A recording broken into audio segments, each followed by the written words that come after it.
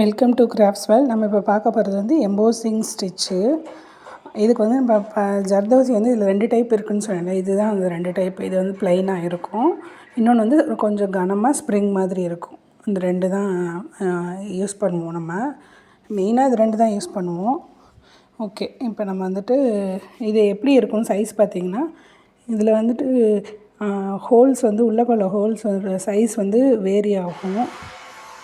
இதில் பார்த்திங்கன்னா உங்களுக்கு வந்து பெருசாக இருக்குது பார்த்திங்களா ஹோல்ஸு. இன்னொரு இதில் நம்ம நார்மலாக யூஸ் பண்ணுறதுல வந்துட்டு ஹோல்ஸ் வந்து கம்மியாக இருக்கும். இந்த 2 இந்த சின்னது வந்து பெரிய ஹோல்ஸ்லேயும் போகிற அளவுக்கு அந்த ஸ்ப்ரிங் ஜர்தோசி வந்து பெருசாக இருக்கும். நம்மளோட டிசைன் பொறுத்து நம்ம எதுனாலும் யூஸ் பண்ணிக்கலாம். ஓகேவா? ஓகே, இப்போ நம்ம வந்துட்டு எப்படி ஒர்க் பண்ணுறதுன்னு சொல்லி பார்க்கலாம். இதுக்கு நான் ஃபஸ்ட்டு ஜர்தோசி வந்து ஒரு கண்டினியூஸ் ஸ்டிச் மாதிரி ஒரு லைன் ஃபுல்லாக ஸ்டிச் பண்ணியிருக்கேன். இது மேலே தான் நம்ம ஓவர்லோடிங் கொடுக்க போகிறோம், எம்போசிங் கொடுக்க போகிறோம். இதுக்கு எப்பயும் போல் நம்ம வந்து ஃப்ளாட் லோட் ஸ்டிச் தான் யூஸ் பண்ண போகிறோம். இந்த இதுக்கு வந்து நான் வந்து ஸ்ப்ரிங் ஜர்தோசி இருக்குல்ல பெருசு, அதுதான் நான் யூஸ் பண்ண போகிறேன். நம்ம மெயினாக வந்து எந்த ஜர்தோசி யூஸ் பண்ணுறோமோ அதே ஜர்தோசியாக உள்ளக்க லோடிங்கும் கொடுக்கணும். ஆனால் நான் இங்கே லோடிங்கு பேஸ் கொடுத்துருக்க வந்து சின்ன ஜர்தோசி கொடுத்துருக்கேன். ஆனால் நான் லோட் பண்ண போகிறது வந்து பெரிய ஜர்தோசி வச்சு லோட் பண்ண போகிறேன். நீங்கள் சேமாக கொடுக்கணுன்னாலும் கொடுத்தீங்கன்னா அடியிலே இந்த ஸ்ப்ரிங் ஜர்தோசியே கொடுத்தீங்கன்னா இன்னும் கொஞ்சம் நல்லா எம்போசிங்காக தெரியும். இதுக்கு நான் இப்போ வந்து ஸ்ப்ரிங் ஜர்தோசி எடுத்துகிட்டு அதை வந்து குட்டி குட்டி பீசஸாக கட் பண்ணியிருக்கேன். கட் பண்ணிட்டு ஈக்குவல் சைஸாக எல்லாத்தையுமே கட் பண்ணிக்கோங்க.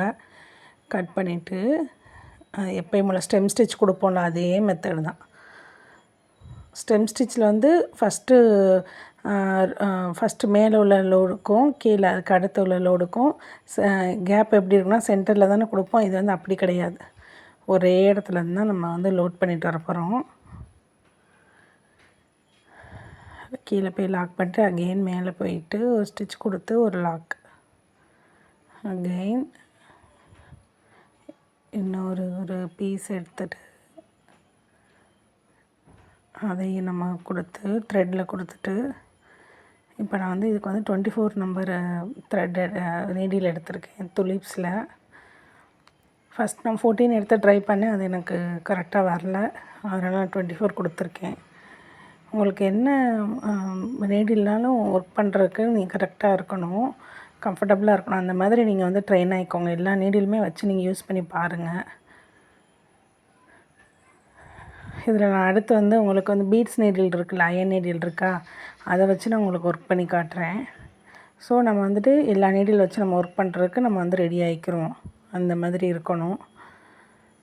இது சின்ன இடத்துல தான் ஒர்க் பண்ணணுமான்னு கேட்டால், குட்டி பீசஸாக தான் கட் பண்ணணுமா அப்படின்னு கேட்டால் இல்லை, 1 இன்ச் வரைக்கும் கூட நம்ம பெருசாக கூட ஒர்க் பண்ணிக்கலாம். நான் இப்போ 1/4 இன்ச் அளவுக்கு நான் வந்துட்டு இதை நான் கட் பண்ணியிருக்கேன் ஜர்தோசியை. இப்போ நான் பீட்ஸ் நீடில் அயன் நீடில் இருக்கா, அந்த அயன் நீடில் வந்து நான் யூஸ் பண்ணியிருக்கேன்.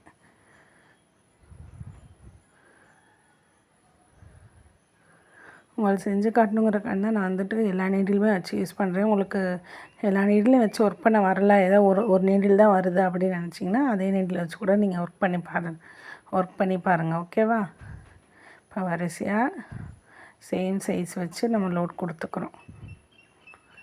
அடியில் உள்ள ஸ்ட்ரெயிட் லைன் கண்டினியூஸ் ஸ்டிச் கொடுத்துருக்கோமா, அது வந்து நான் வந்து மெல்லிஸாக உள்ளது அந்த ஜர்தோசி வச்சு தான் நான் கொடுத்துருக்கேன். அதனால் வந்து உங்களுக்கு ரொம்ப எம்போசிங்காக இது தெரியாது.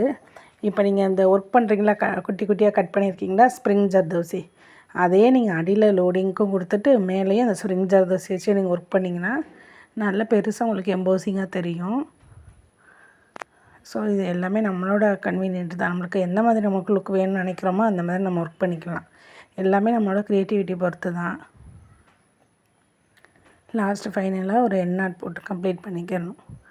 இது முடித்தா இப்போ வந்து உங்களுக்கு ஃபினிஷிங் கிடைக்காது. இதில் என்ன பண்ணணும்னா செயின் ஸ்டிச் இல்லைன்னா அவுட்டரில் பீடு இந்த மாதிரி கொடுத்தா தான் நம்மளுக்கு வந்து ஃபினிஷிங் கிடைக்கும். நீங்களும் என்னோடய பேசிக் அண்ட் அட்வான்ஸ் லெவல் ஆரி கிளாஸில் ஜாயின் பண்ணணுன்னு இன்ட்ரெஸ்ட் இருந்ததுன்னா மேலே தெரிகிற நம்பருக்கு கான்டாக்ட் பண்ணுங்கள். இப்போ இப்போ நான் உங்களுக்கு ஃபினிஷ் பண்ணிவிட்டு உங்களுக்கு காட்டுறேன் எந்த மாதிரி இருக்குன்னு. இது நம்ம அவுட்லைன் கொடுத்ததுக்கப்புறம் இது வந்து நீட் லுக் கிடச்சிரும் உங்களுக்கு. நிறையா ஷேப்ஸில் ஒர்க் பண்ணி பாருங்கள். அவ்வளோதான், நீட்டாக இருக்கா? தேங்க்ஸ் ஃபார் வாட்சிங்.